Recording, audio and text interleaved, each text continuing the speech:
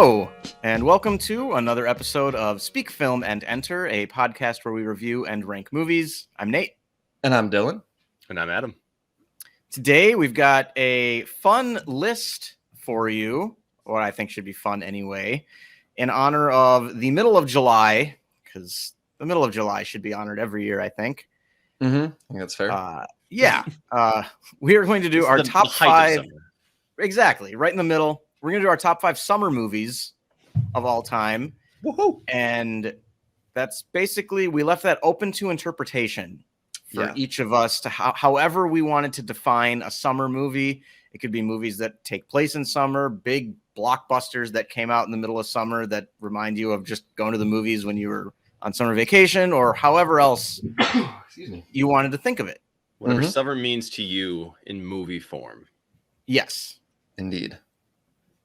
So I think this should be fun. I'm interested to see how you guys approached it. I did a little bit of both. As a couple that are just like, I remember seeing them in the summer, a couple that take place in the summer.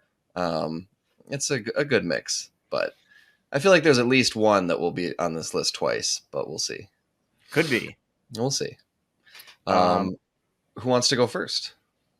I can start if there's no qualms or questions.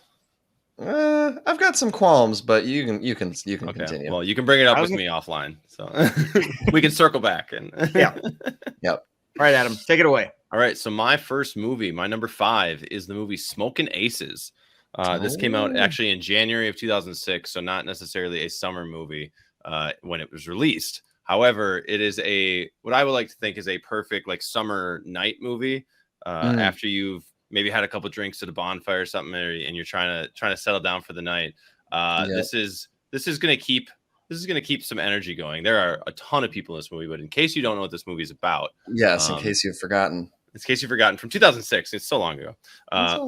When a Las Vegas performer turned snitch named Buddy Israel decides to turn state's evidence and testify against the mob, it seems that a whole lot of people would like to make sure he's no longer breathing. Buddy Israel is played by Jeremy Piven. The assassins, or the several assassins, Ryan Reynolds, Ray Liotta, Ben Affleck, Common, Martin Henderson, Andy Garcia, Alicia Keys, Taraji P. Henson. There's a billion people. Chris Pine, Ray Liotta as the other fellow agent. There are so many people in this movie, and it's just fun action, shoot 'em up, the most over the top kind of mid 2000s. Like the 80s has their own style. The mid 2000s kind of has this on lockdown, some over the top action. Especially this movie, it was definitely hyper stylized. Yes, and I mean with that cast, it just seems like everyone was having fun. Like 100%. When they were making it, like everyone's just leaning into their characters. It felt like it should have been a Guy Ritchie movie, and definitely. Somehow it ended up not being a Guy Ritchie movie. Yeah, but I think I chose it because I think it's a great movie to, if you have a couple drinks during the day, maybe you day drink, throw that on, fall asleep or whatever. It's a great cap off of a nice Saturday or something like that type movie. And it takes place in Salt Lake City, but it takes place like in the summer. It's a very bright, like sunny, hot movie. It takes place like during the day so it's a lot of like sun bleached parking lots and stuff like that. So. Yeah, casinos and the seedy underworld of the barren desert. Like, I think I thought it was Salt Lake City, but I think I misspoke. I think it's actually in Lake Tahoe. I think it's a hotel in Lake Tahoe. I gotta remember, yeah. But there's either way, it's a good middle of the Utah desert. Bunch of Tahoe hitmen. Sounds right, actually. Now that I think about it, it is Tahoe. I'm reading storyline here, but yeah, it's a really fun shoot 'em up. Hell yeah. That's absolutely. All right. I can go next.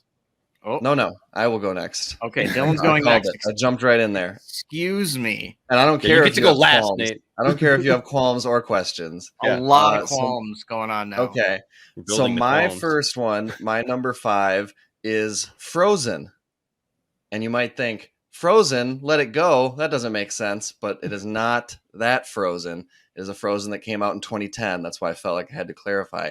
And this is a fairly low-budget horror movie about 3 skiers stranded on a chairlift are forced to make life or death choices, which prove more perilous than staying put and freezing to death. So they go up in a chairlift. through a series of unfortunate events and miscommunications, the chairlift gets shut off. Of this. Yep, probably from me. The chairlift gets shut off, so they're just hanging there. And there's like a blizzard coming, and everyone's going to be gone for like the holiday weekend. So like they are royally screwed. Well, nothing screams summer like a blizzard.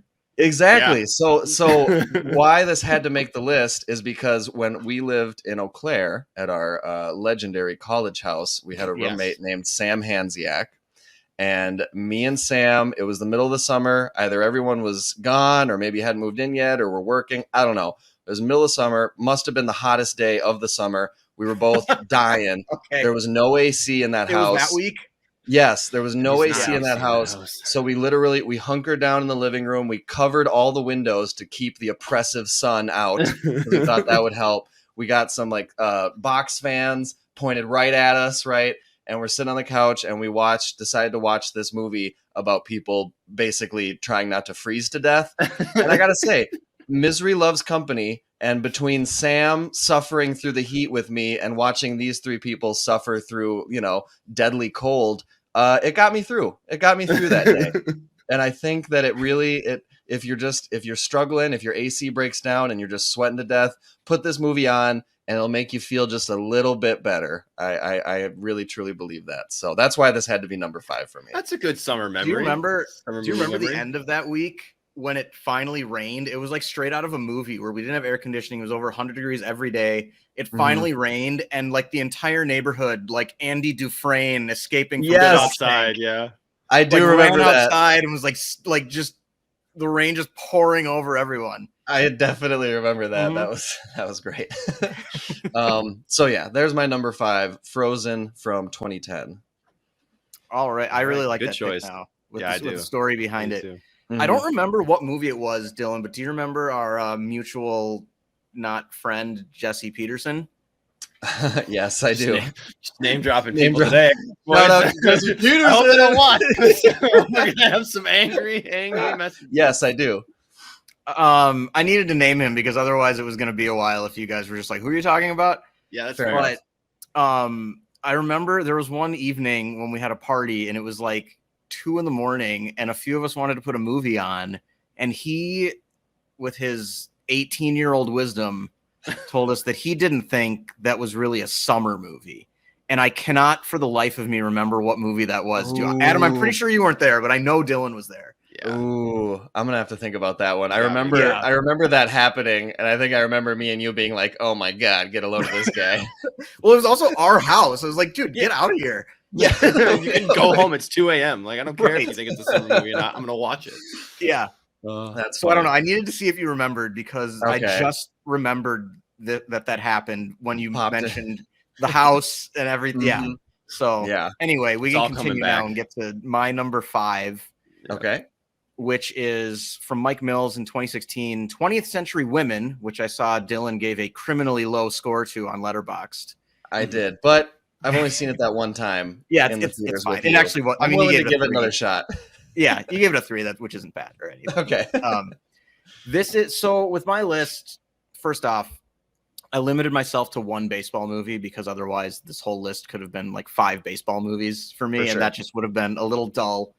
Mm-hmm. So for me, kind of the theme of this list and summer movies are just like chill summer vacation, like timeless feel kind of a thing.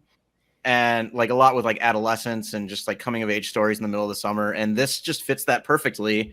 This is 1979, Santa Barbara, California. And it's a young kid named Jamie who is being raised by his mother, who is in her 50s, and he's like 16.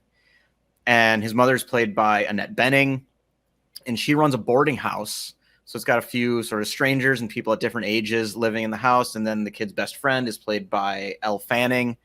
And his mom sort of asks some other girls and women in his life to help her raise him and give him some advice from like other generations and things that she just might not have a good grasp on. And it's a great ensemble cast, like chill summer vacation kind of movie with Annette Bening. Greta Gerwig is in it, and she's like kind of into the alt like punk scene in the late 70s. Billy Crudup is in it, and he plays just like a handyman who's living in the boarding house and is also kind of a hippie. and Elle Fanning is his sort of what I'm looking for, more promiscuous friend. Okay, and he's been like ultra friend zoned by her. And it's just he's got an interesting and a different dynamic with every one of those characters, and he spends like enough time with them and they spend time with each other, and it's just a really good movie about like an impactful summer and the impact that people can have on your life even if you only know them for like 3 months. And it just gives that, it's it's in California too in the 70s. It's just got a really good like chill summer vibe to it. A lot of beach scenes. I remember scenes. Talking on the beach, skateboarding. And it's a movie that I just really, really love. And I've watched it like 4 or 5 times, and I would highly recommend it. So that is 20th Century Women. And I don't know if that's streaming anywhere at the moment. I think it's an A24 movie, and I think those are all on Showtime now. Okay. Which means basically nobody has it. Yeah, no, except for people who got it accidentally as part of their cable package. It is streaming on nothing. Oh yeah, Showtime and Fubo TV. There you otherwise, go. You can find it on Amazon, Google, YouTube, all that stuff. Yeah, right. Yeah, and Mike Mills, who later went on to direct "Come On, Come On" from last year. Yep. Yeah, so I'll probably enjoy it. Adam, I would highly recommend this to you. I like this better than "Come On, Come On." So. Okay. Okay. I mean, the way you described it sounds good, and I know I've heard you talk about it before. So, good. All right. On to my number 4. Where Nate went slow and calm and easygoing, I went a hard left turn. Okay. Literally into Mad Max Fury Road. Oh no! skirt. Hard left turn. This You're going like full summer blockbuster here. This is full summer blockbuster. This came out July of, excuse me, I have it written down. I believe it was the end of May, because I looked this up. I was going to include this on my list as well. Right as summer is about to explode in June, and it takes place in the desert yet again. No water to be found, nothing but searing heat and gasoline and cars and fire and violence. I know we've talked about this movie ad nauseum on this show. We have. But what an absolute fucking banger of a movie. I gotta thank you guys for kind of not like forcing me to watch it. I was planning on watching it again, but you really nudged me to do it more quickly. And this movie's amazing. This movie's just a I believe it was to the face. My number 1 action movie of the decade when I did my list. I did that list a couple seasons ago. Just a classic. Yeah, it's crazy to believe this movie's already 7 years old. Yeah. Wow. Right? Yeah, that is actually crazy. Yeah. Oh my god! But what a marvel! Have you guys watched the black and white version yet? I have the chrome version. I have the chrome version. I've not watched it yet. I'll have to watch that. That sounds dope. I would definitely be down to watch that this summer. That sounds cool. Sounds like a weekend. We have to get together. Oh yeah, that and Mad Dog. We can do Mad Max and Mad God. Yeah, back to back. I was like, what is Mad Dog? Not Mad Dog, Mad God. Mad Dog 2020? What? Yeah. Mad Dog played for the Lakers, didn't he? Mark Madsen.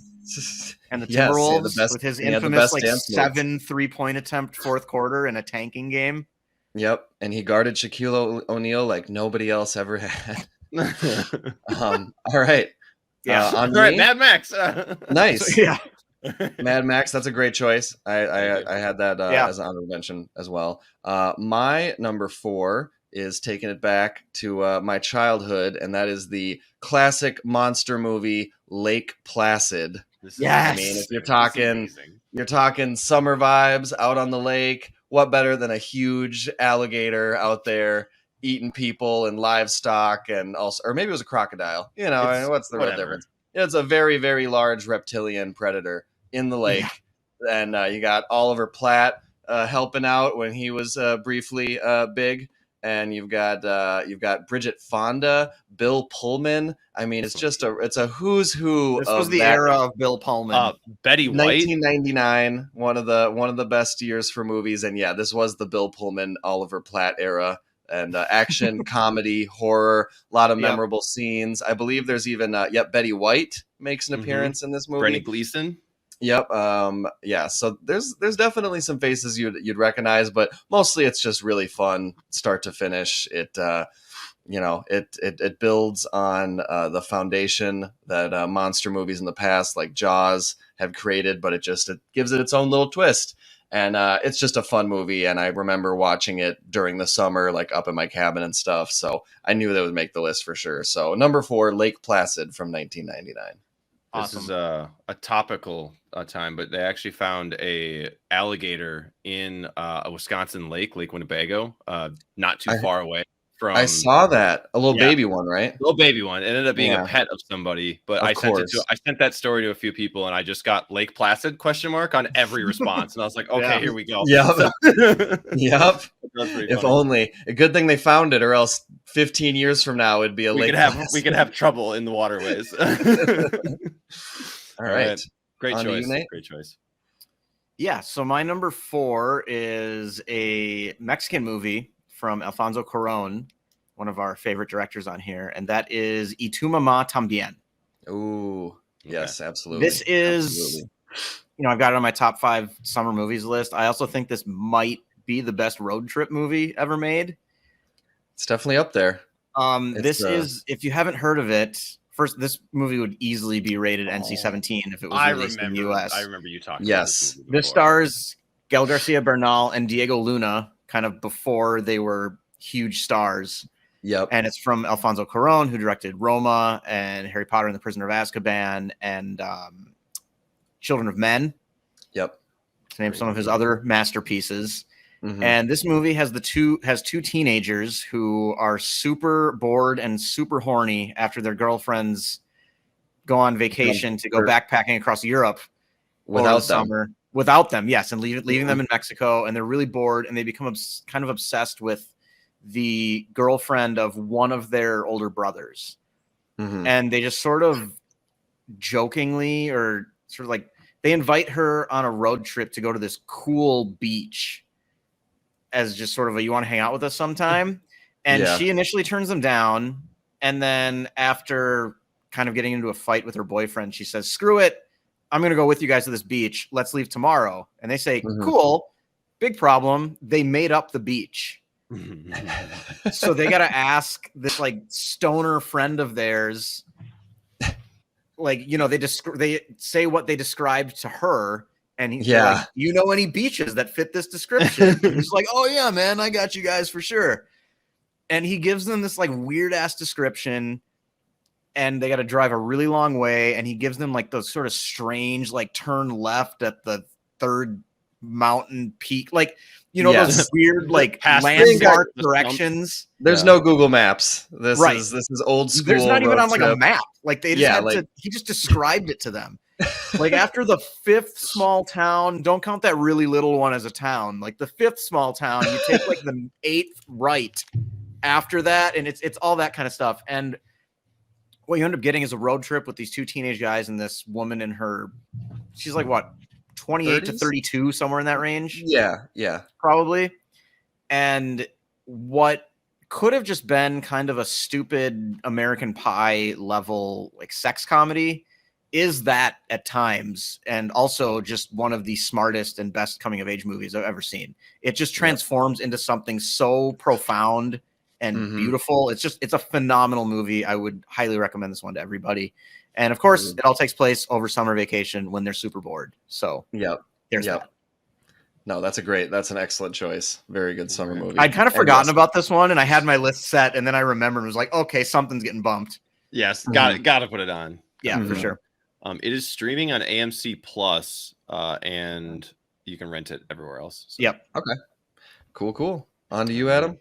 Indeed. My number 3, an absolute blockbuster of a movie yet again that spawned several sequels, what I consider to be a fantastic summer movie. Pirates of the Caribbean, The Curse of the Black Pearl, the first Pirates movie. I think this hits every single note you could possibly want. It's hyper stylized. It's super funny. There's a decent amount of action. Great casting. Characters are memorable. The cast is fantastic. Like what more do you need? It takes place in the Caribbean, so it's always summer down there.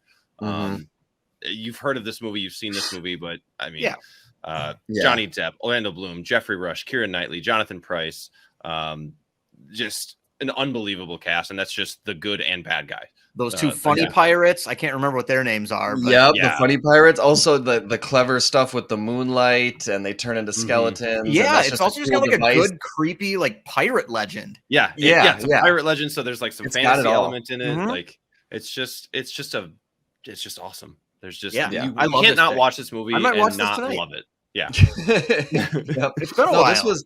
Honestly, this was on, I think it's some sort of family gathering or something recently, and I ended up watching like almost the whole thing because I was like, I hadn't seen it in a while, and it was like, oh, this scene, I like this scene. I was like, oh, this scene, I like this scene. And then you get sucked into the rest of it. You get sucked right into it, and then it's like, oh god, they kidnapped her, and he's got to go save her. When they get stuck on the island, you know, where's the rum, and what did you do with the rum? Why is the rum gone? Because they've made like 12 of these now. I think it's easy to forget just how good the first one actually is. How amazing the first one is. They're like, oh, we can write more. And it's like, you shouldn't have, but wow. I actually like the second one quite a bit too, but after that, it's just downhill. Pretty quick. This came out in July of 2003, which again dates this movie so far. But mid-July, this was definitely the movie, the summer blockbuster that year. Oh, for sure. Yeah. For sure. So, all right. There we go. Number 3 for me. Excellent. On to you, Dylan. All right, on to me. This is another movie that takes place in the summer and might be a little forgotten. It's kind of under the radar, but that is Rango from 2011. Okay. Yep, Johnny Depp. I know you're a big fan of this movie. I've heard great things. Ranger. He's the voice of Rango. It also has Isla Fisher, I think. Isla Fisher, Timothy Oliphant, Abigail Breslin, Alfred Molina, Bill Nye, Stephen Root, Harry Dean Stanton, Ray Winstone. I mean, it's got voices. It's got voices in this freaking movie. If you don't remember it, Rango is an ordinary chameleon who accidentally winds up in the town of Dirt, a lawless outpost in the Wild West, in desperate need of a new sheriff. So it's kind of a modern twist on like the Western formula. You get a lot of walking across the desert. I mean, there's basically the biggest obstacle for almost the entire movie is like finding water, and the town is running out of water, and where is the water going? And, you know, and he kind of becomes sheriff. And so he's responsible, and it's just a really fun, really colorful, like psychedelic colors, and definitely like he's got kind of a Hunter S. Thompson thing going on with Rango. And it's just really fun. Fun movie in the desert. It's all, you know, it makes me think of summer, and I've seen it a few times. Every time I rewatch it, I think it holds up really well. I think the comedy holds up really well, and very interesting animation. So for me, Rango from 2011 is my number 3. Interesting bit. Both Pirates of the Caribbean and Rango were directed by Gore Verbinski. So that really lifelike world, that great animation, just filling every detail, having something that's a hallmark right there of Gore Verbinski. So I like that, and nice. Working with Johnny Depp on both of those, that's really cool. Have you not seen this, Nate? I haven't. I watched it. I watched it once, like at least 5 years ago. Okay, fair enough. I should rewatch it because you really like it, and I remember being a little underwhelmed, but that, you know, at this point, that doesn't really mean much. Adam, I think you should definitely check it out. I've been wanting to give this a chance. Yeah. Is it a little bit more of like an adult animated movie? Like, is it a little bit more vulgar? I mean, I wouldn't say like vulgar, but like there's a lot of like winks to the adult audience, like references to like, you know, like doing drugs dirty or like stuff. drinking. I'd say it also has less cutesy child humor in it. Because a movie like Shrek winks at the adults a lot, but it has a lot of stuff for the kids too. Where Rango is, it's not going to give you that Illumination, like Despicable Me type. Gotcha. That's a good way to put it. There's no cutesiness, and even the characters, a lot of the characters are kind of rugged, dirty. They're desert animals, and they're not made to look all cute and cuddly. They're just like how they are, you know. Yeah, like, this is a lizard. That's what I expected from a Gore Verbinski movie. This is an armadillo. This is one of the few movies that aren't Disney or Pixar to win Best Animated Feature. That too, really. So it's unique in that regard. Do you know what studio? What studio did it? Nickelodeon. Oh, really? Was it Nickelodeon? Yeah. Nice. Wow. You called that. Wow. Oh, yep. It's right there. Yep. Nickelodeon. Damn. All right. Yeah. This was like 2011. Yep. 2011. Yeah. So yeah, that's my number 3. Shout out to my Uncle Steven for introducing me to that movie. Oh, this makes total sense now. Yeah. All right, my number 3 is about as obvious of a pick as you can get. It's Jaws. Yeah. Boom. I figured this might be number 1, so I didn't choose it. Put it on the board. I mean, it's just the summer blockbuster. It was like the first. It created blockbusters, basically. And it's a beach in the summer, and they're fighting a shark. What else do you want in a movie? This movie is gold. It is gold. Amazing monologues, memorable characters, and then I mean, like you said, it kind of summer used to be considered like the movie dead zone because who wants to go see movies in the summer? And then this came along, and it was like the industry was like, oh, we can have like huge hits in the summer because all the kids are out of school, and if it gets word of mouth, like it can blow up, and like this did. And I believe Steven Spielberg's maybe not his first movie, but his first like big movie, like success. I think this was after Close Encounters. Okay, so that probably put him on the map. I am double checking. I think, but he was very young. I mean, this is 1975. Yeah, if I sort this by release date, earliest first. Oh, this was right before. This was definitely his first big. Yeah, it was right before Close Encounters because Close Encounters was 77 and this was 75. So this was definitely Spielberg's like big coming out party. Breakout. Yeah. I might lose you. And one of the most iconic movie posters ever. Really raised the bar for movie posters. And scores. I mean, it's just one of the best movies ever made. Yeah, it is. It is. That's my number 3. Nice. I think it's probably the best movie I have on this list, but these next 2 just sit in that chill summer vibe for me so perfectly that I had to put them 1 and 2. Fair enough. All right, back to you, Adam, for number 2. Yeah. So my number 2 it sort of fits Nate's smooth, easygoing nature of this list. My number 2 is Palm Springs.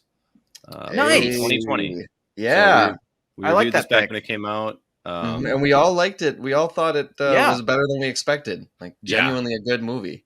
I had this high up. I think it made my top 5 that year. I think it did. I think we all liked it, but I remember Adam, you like loved it. Liking it a little bit more. I was having it was quarantine. It was it was an interesting time for everybody. But in case you're unaware of this movie, Palm Springs, it's stuck in a time loop. 2 wedding guests develop a budding romance while living the same day over and over again. It takes place in Arizona, I believe. There's not that many characters. It's basically Andy Samberg and Kristen Milotti, the main characters, and then J.K. Simmons makes a cameo, and a handful of other people. Nobody really that recognizable. But it's very charming. The movie starts out, he's sitting on a pool floaty at a not abandoned house. The people are gone on vacation and just in a pool, just hanging out, having a drink. And it's, 8 a.m. And he's just like, whatever, man, this is what I'm doing. So definitely. It's a good twist on the Groundhog Day type thing. We've had a lot of time travel type movies in the last several years. It's just a nice, easygoing, fun adventure. Yeah, for summer. Takes a concept that we've seen before, but does it in a fresh kind of modern way. And I'm really glad that you got this on there because such a big part of summer is bodies of water, and we've already got a lake movie, we got an ocean movie, now we got the poolside, we got the hanging out by the pool movie. We've hit everything. Yeah. That's what you got to do. That's what you got to do. And this came out in the middle of July 2020. So again, perfect timing. Just a great easy movie. So that's my number 2. Well, from pools back out onto the lake, my number 2 is On Golden Pond. Oh wow! Oh yeah! This surprises me that you have this on here. I mean, just that feel of just the long, lazy summer. Yeah. I mean, this just captures this completely. We did a review of this, I believe, last season. It was a retro review. But this is from 1981, starring Katharine Hepburn, Henry Fonda, Jane Fonda, and I believe it was definitely Henry Fonda's last movie and one of Katharine Hepburn's last movies. And it's about Norman, who's played by Henry Fonda. Norman is a curmudgeon with an estranged relationship with his daughter Chelsea. At Golden Pond, he and his wife nevertheless agree to care for Billy, the son of Chelsea's new boyfriend, and a most unexpected relationship blooms. And it was most unexpected, and it was just wholesome, and it just made me think of hanging out with my grandpa. It made me think of going fishing with my cousins. It really captures when you're a kid and it feels like the summer lasts forever, and it's just always nice out, and maybe you're bored, but you almost always have those older family relatives who are like, they realize you should appreciate this while you have it, and they're like, don't just be bored, don't just sit inside, like, let's go do stuff. It captures that so perfectly. I had to put on the list. It was one that I didn't think of right away, but then I was going through some other, summer movie lists just to kind of get some ideas. And I saw this and I was like, oh yeah, 100%. That's right. That exists. I think it would just be wrong to watch this like in the middle of February. This is a summer movie. Just make you yearn for the summer that's just so close but so far away. The way Frozen kind of helped you get through a hot day, I can see people watching this in the middle of winter just for to look at something warm. Like my dad likes watching golf in February. Oh, nice. Yep. Yeah, I think that would fit. And honestly, this movie, it's like a nice round of golf on a Sunday afternoon. It's just a tradition unlike any other. There you go. Slow, methodical, perfect. Wholesome. That was my number 2, On Golden Pond. Nice. All right. My number 2 is a movie that neither of you have seen, and that is Call Me by Your Name. The return of Mr. Chalamet for Nate. Which, speaking of like lazy summers, wherever they filmed this movie in this like small Italian village with this house out like with all the nature and like greenery around it and like the garden, and I want to go there so badly. Nice. And if you're not familiar with this movie, 1980s Italy, a relationship begins between 17-year-old teenage Elio and the older adult man hired as his father's research assistant, who is in his 20s. Okay. And the cast is great. Timothy Chalamet, Armie Hammer, Michael Stuhlbarg has one of my favorite monologues ever. You have mentioned that before. Movie. I got to see this just for the Stuhlbarg. Yeah, I mean, and they're just hanging out in this beautiful town. The acting's amazing. The dialogue's great. There's a part where they go to the beach to discover, and they discover some like old statue that was like thrown overboard in a shipwreck or something. Yeah. And they discover it in the water, and like they're on the beach doing that, and it's nice. And like they're biking around just like these lazy summer afternoons and by the pool. And it's just the most like chill summer vibes movie ever. And I love this movie. You guys need to check it out. Okay. Yeah, no, I remember when Luca came out, people were saying like almost like it has that same aesthetic and just like seaside Italian town where everything is just beautiful and you just want to like hang out there. Yep. Yeah. It's exactly what this is. It was filmed in Lombardy, Italy. All right, I'm writing that down right now. It's not the traditional spelling. It's a Y instead of an I at the end, but I found it. When are we going? How much are plane tickets? Wait, are we? It's not the traditional spelling in the sense that they spell it differently than the Packers coach from the 1960s. That's what I was saying. Yes, this Italian town is definitely they're the ones that's not original. Listen. When you're from Green Bay, nothing else exists. It's only the Packers, especially when you're young, and then you learn who Vince was. We should take a trip there. This is the legend. Sorry, we should take a trip there just so you can tell the locals that Oh yeah, it's a nice town, even though it's not the traditional spelling. Yeah. That was a nice catch, Dylan. I'd kind of glossed over that because I was so excited to know the name of this town. Yeah. Nice. Okay. Yeah, it's on. It looks like it's streaming on Prime, Amazon Prime right now. So I will. I'll have to take a look at that. I know you've mentioned it since it came out, and it's definitely up my alley as well. So, all right, it's in Milan. All right, so now we've made it to number 1. We've made it to number 1. All right, and we made it, guys. Where Nate had one baseball movie, I thought I'd have a baseball movie too. This to me is the epitome of a perfect summer day, just the absolute essence of young Americana. Like what we remembered, what we had before the internet ruined everything and made people stay inside forever. This is The Sandlot from 1993. Yes. There's no other explanation. This is your movie. You need to watch this movie. Going to the pool scene. Like every bit of this movie is trying to get away with something or trying to have fun with your friends. It's the perfect essence of summer to me, and that's why I chose it for my number. This is the summer vacation movie.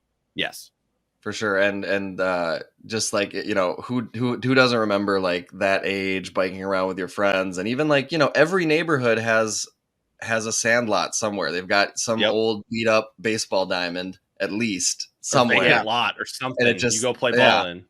And even now, like, you know, baseball isn't necessarily, I don't see as many kids just like playing, but even when I just drive by them, it just makes me think like what it was like being a kid in the summer, you know?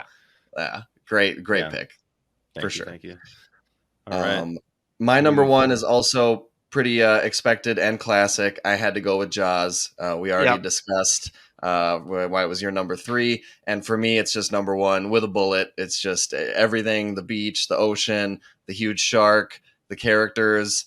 It's just, it is the definitive summer movie to me. And I just feel like every time I watch it on rewatch, it still just has that aura of summer, and there's a monster in the water, and just everything.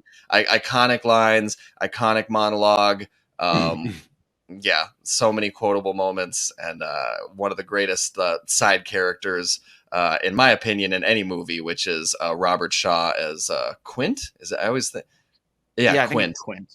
Yeah. Yep. Brody, Quint, and Hooper. And this was our first recasting the classics that we did. It was. Yep. And so you can go back and listen to that if you wanted to hear our ideas for which modern actors could pull that off.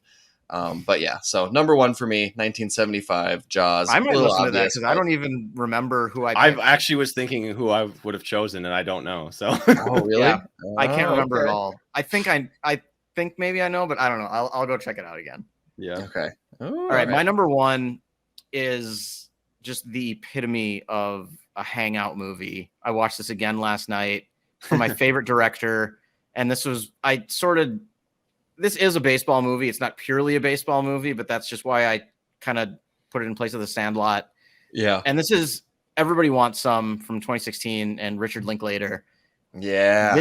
I've watched this movie like at least a dozen times. It's just like the easiest, most chill watch you can possibly have. I saw a review on Letterboxd that said, I wish this movie was 6 hours long. Yeah, it's kind of true. Like, I would just hang out with these guys like forever. And, you know, it takes place at almost the exact same time as my favorite movie, which is Stand By Me. But I didn't include it here because it's kind of about like the death of summer. And I don't think of it quite as a summer movie in that regard. This leads right into school as well. Like the last scene is the first day of class. But the whole weekend is just exactly what summer is when you're that age. When you're just hanging out with like all of your friends and you're just doing whatever for, I don't know, this movie's like 72 hours or something. And it's just over the course of 3 long. That last weekend. Yep. Yeah. And it's just perfect. I love this movie. No, that's a great choice. It is a perfect choice. A lot of great characters, and like it's very fun. Like you said, if you're picking summer movies, I feel like fun goes with summer well, and this just totally captures that, as opposed to like Stand By Me or some other serious ones. Right. No, I figured you'd have this on the list. It makes sense that it's number 1. And I actually need to rewatch this. It's been a while. Well, I'll watch it anytime, as I've clearly shown. I've seen Lucky it number at least 12 times. Yeah. Okay. Absolutely. I'm down for that. Should we get to some honorable mentions? Sure. Yeah, I've got a lot, but I can just like rifle through them really quickly. I only have 2, and I can also rifle quite quickly. First one is The Day After Tomorrow from 2004. Oh, It's a big disaster movie, and I remember there used to be a theater by my house, and I would often like bike there, you know, with friends or even just by myself to go see a movie. And this was definitely one that I biked to go see a couple times. I saw this multiple times over that summer. I think I even saw it later, like with my cousins up north, even though it came out in May. So it had already been out for like a month and a half at this point, but just a classic big summer disaster movie. I had fun with it. Big TV movie for me. Yeah. It's like one of those ones that like, it's halfway through Day After Tomorrow. You want to watch the rest of it? Yep. Oh, they're about to go get supplies. Hope those wolves don't get them. Oh, he fell into the mall. Like, oh god, the mall. Yep, through the roof. Like, fell into the mall. Like, I gotta watch this now. Like, yep.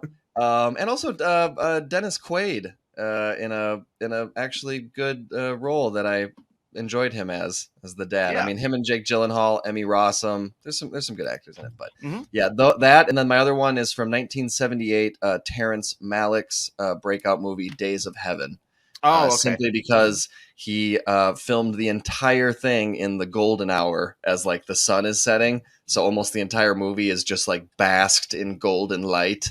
And I just, for that reason alone, I think it's a good summer movie. Throw it on, you'll just appreciate the beauty and just dudes working in the fields in the sun. What classic summertime. So those are my two honorable mentions. What was that second one again? Days of Heaven.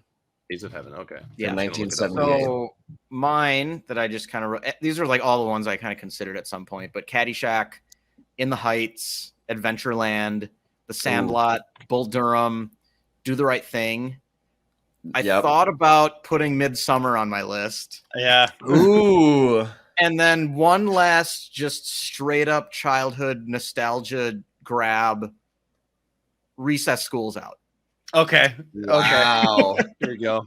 Okay, yeah. That's a throwback. I mean, that was like one of my favorite shows as a kid, and they made a movie that takes place specifically over summer vacation, and I watched the hell out of that movie when it came out. Insane. Yeah, that's a great choice. And I would say even like any episode of Hey Arnold that took place in the summer.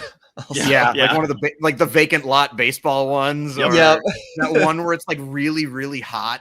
Yeah, that's the one I was thinking of, where it's just like everyone is suffering because they go to the pool and everybody's just like crammed in, and classic. They end up like finally rains when like the Jolly Ollie man shows up and he's charging people like $50 for a popsicle because it's so hot outside. Yep. Oh man, yeah, that brings me back. I might need to go watch that right now. Yeah, I know that really brings 11 me back. minutes long.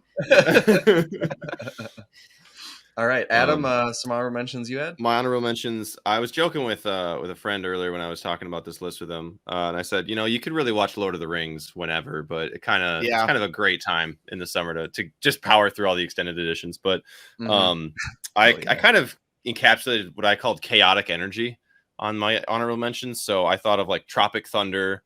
Forgetting Sarah Marshall. Yeah. Baby Driver. Yep. Baby Driver. That's a good one. Sicario. Okay. I like Independence Day. Independence Day. Independence Day needs a shout out. Yep. Huge summer blockbuster. And then I had The Goonies and The Rookie were my last two. Oh, nice. So I figured both of those could very easily make it, but I liked the other ones I chose better. But I think everything we just said was another solid list. Like, yeah.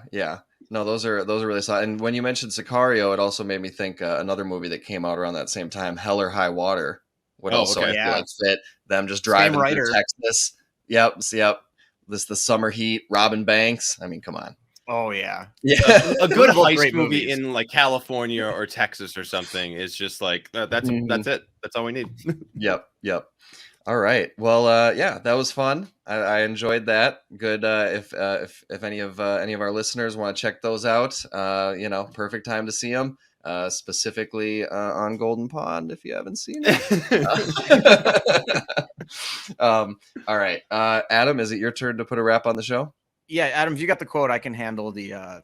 Sure. The outro stuff. Sounds good. All right, take it away. You're going to stand there owning a fireworks stand and tell me you don't have no whistling bungholes, no spleen splitters, whisker biscuits, honky lighters, Husker do's, Husker don'ts, cherry bombs, Nipsey daisers, with or without the scooter stick, or one single whistling kitty chaser?